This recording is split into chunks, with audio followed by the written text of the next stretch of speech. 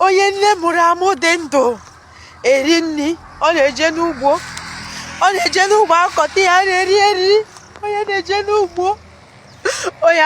n'ugbo akọta ya na-eri eri, nọ ya mere m ya. Ndewonu ụmụnne m ndị Igbo ndị ọma njem ọnụ, ekelekwa m unu. Ebe m si ewetara unu ozi a bụ n'ụlọ ozi ndị sim.si ha asịrị FM. Aka m abụkwa nwanne gị nwoke 042 Solex, onye akụkọ ụwa.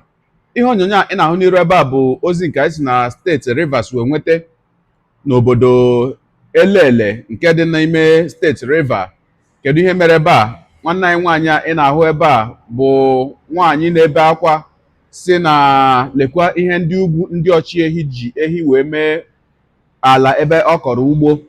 Dịka o siri wee kọwaa, ihe ọ kọrọ ebe ahụ bụ akpụ.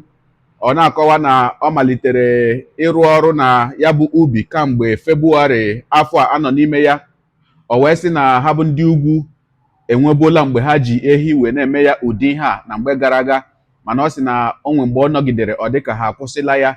O wee sị ya kọzie akpụ anọ na ya bụ ubi ugbu a wee na-eleta ya anya, na-elekwa n'anya na ọnwa Jenụwarị na-abịa abịa na ọ ga-abụta ya bụ akpụ ma retekwanụ ya ihe bara uru. Dịka o siri wee kọwaa, ọ sị na o tinyela ihe karịrị 1,400,000 naira bụ 400,000 naira na ya bụ ubi akpụ nke ndị ugwu ahụ ji ehi ha wee bịa mebie. Ya bụ nwaanyị wee na-ebe arịrị, na-ebe n'oke olu, si onye ọbụla mara otu ọ ga-esi agbatara ya ọsọ enyemaka gbatara ya ọsọ enyemaka. Ogologo kwa dị mmanụ ka mgbede, ya mere ọ ga-aka mma ka iburu oche gị kpụdobe nso ma nọrọ ala ka anyị nyoo anya na ya bụ ihe onyonyo ma nụrụ n'olu ya bụ nwaanyị dịka o bere arịrị ihe ndị ugwu ji ehi wee mee ubi ọ kọrọ na Elele nke dị na steeti Rivers. Ya mere asịla na Solex si kama lere onyonyo ya. This is me in Rivers State, Elele. This morning, 22nd of August 2024, I'm in my farm. This farm, I farmed this place since February this year. And the cassavas. The cassava have already grown. I was targeting that by January I will harvest this cassava. But to my greatest surprise, when I came here this morning, before now, since that February, anytime I come here, Fulani people, they will carry their fowl and uproot everything I put in the farm. Both corn and cassava, they destroyed everything. Starting from that February, at a time it was as if they stopped. But just look around. Just look around. This is my farm. I came here this morning. To behold this. To behold what these people did to me. This is my farm. This is how they destroyed everything here. See? Just look at. Just see. Like, I don't know where to start from. I spent 400,000 naira here. 400 plus. Because I'm still doing work here. 400 plus. See? Onye nne mụrụ amụ dị ndụ eri nri, ọ na-eje n'ugbo akọta ya na-eri eriri. Onye na-eje n'ugbo akọta ya na-eri eri, nọ ya mere m ya. Eji m obere nwa n'aka. Obere nwa, every time I leave this my small baby to make sure that this farm is in order. Every time I make sure I'm here. See, this is what somebody did to me.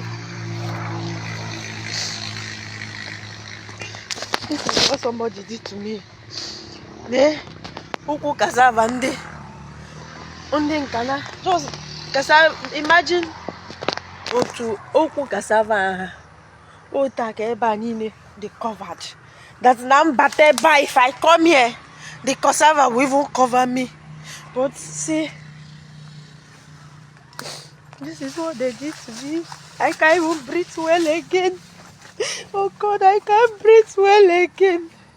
I cannot breathe well again. This is what these people did to me.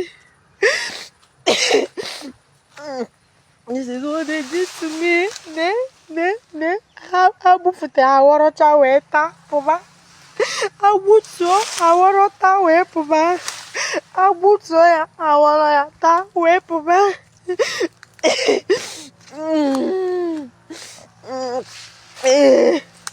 Elele River State. Elele River State.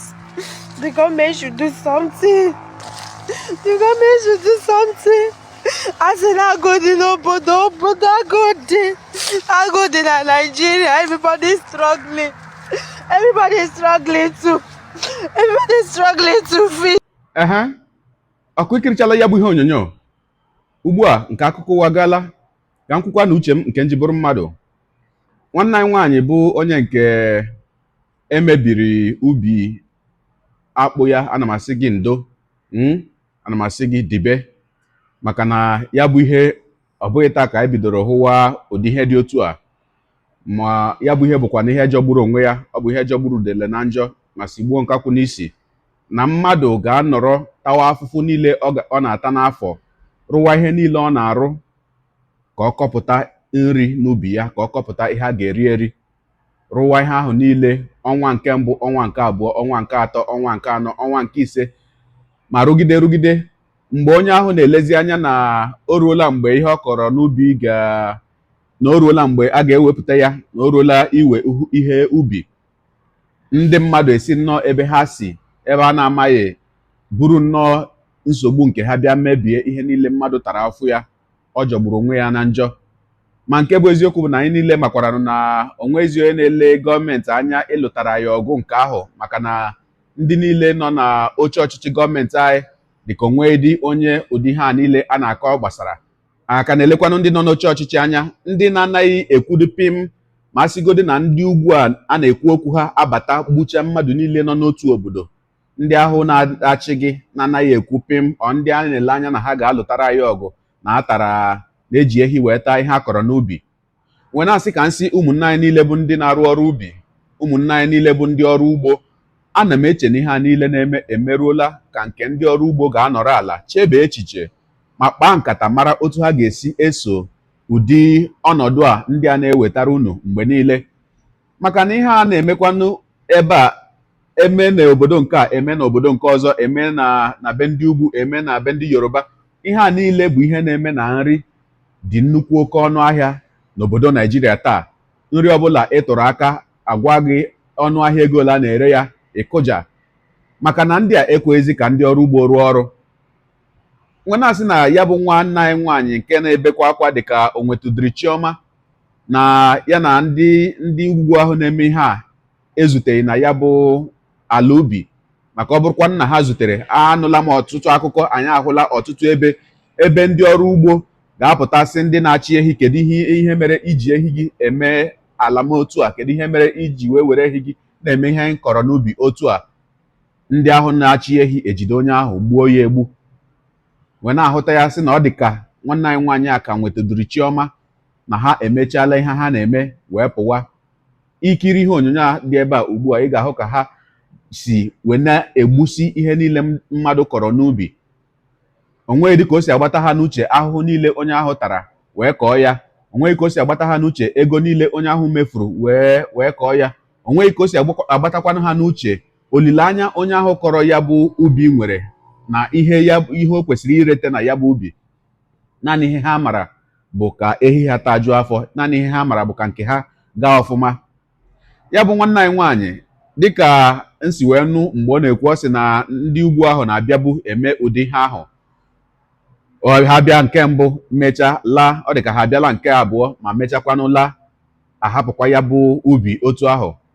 Ana m eche o nwere ọtụtụ ihe ndị mmadụ na-ekwu na ndị na-arụ ọrụ ubi ebe ụdị ha na-emewe, na ha fegha ya n'ubi ahụ, na onweghị ehi ọbụla maọkwa na ewu ọbụla maọbụ anụ ọbụla tara ihe si n'ubi ahụ ga-adị ndụ ọzọ.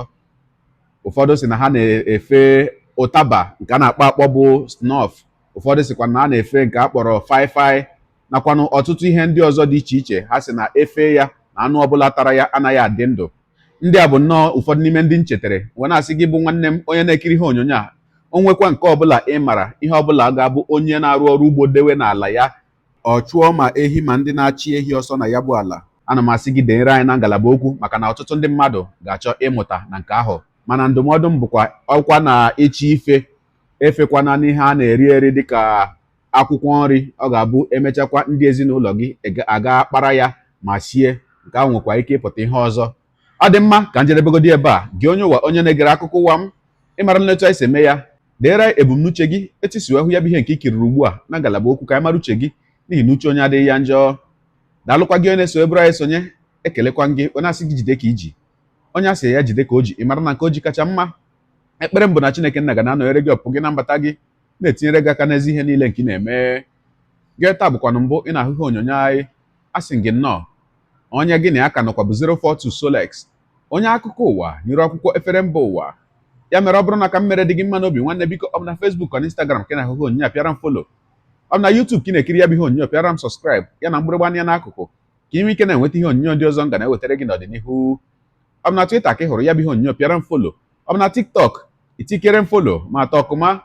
Igbo ndị ọma njem ọnụ, Igbo mụrụ nze m ọzọ, ekelekwa m unu wee na-asị na ọ ga na-adịrị unu niile mma o. Ise ngwanụ tụsawara m ihe onyonyo a na-atụsara m ya bụ ihe onyonyo na apịrị maka na share button ya mara gị mma onye nke m. Udo dịrị unu.